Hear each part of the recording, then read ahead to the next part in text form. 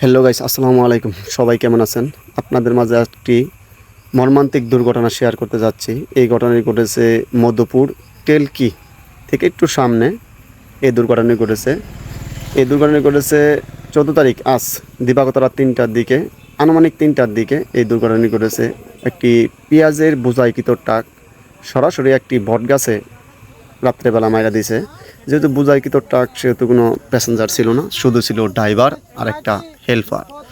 লোকজনের মুখে যা শুনতে পারলাম, ড্রাইভারটি সাথে সাথে স্পট ডেড। যেহেতু বটগাছের ভিতরে মারা দিছে, সেহেতু সামনে টুক একবার বসে গেছে বনার মনার, আর সামনে ড্রাইভার যে বসে স্টিয়ারিং একদম এক হয়ে গেছে।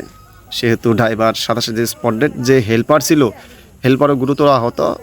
লোকজনের কাছে শুনতে পারলাম যে ওই হেল্পারের একটি পা এরকমভাবে আটকে গেছিলো, যে পা কেটে নাকি ওই হেল্পারটাকে বাইক রয়েছে। তাহলে কতটা মর্মান্তিক দুর্ঘটনা ঘটেছে। আর ড্রাইভার যে ছিল, ড্রাইভার 3 টুকরা হয়ে গেছিলো গা, শুধু একটা বস্তায় বইগা ড্রাইভার নিয়ে গেছে। তাহলে বুঝতে পারেন যে কী পরিমাণ একটি দুর্ঘটনা ঘটেছে এই জায়গায়। যাই হোক, সবাই সাবধানে চলাচল করবেন। আর ড্রাইভার ভাইদের উদ্দেশ্যে কিছু কথা বলবো।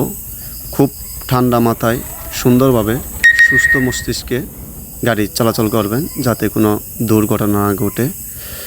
একটু দেরিতে বাড়ি ফেরা ভালো কোনো দিন না ফেরার চেয়ে, এটা আমি মনে করি।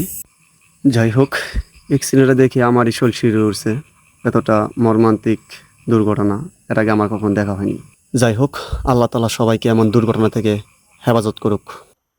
একদম ভয়াবহ অবস্থা।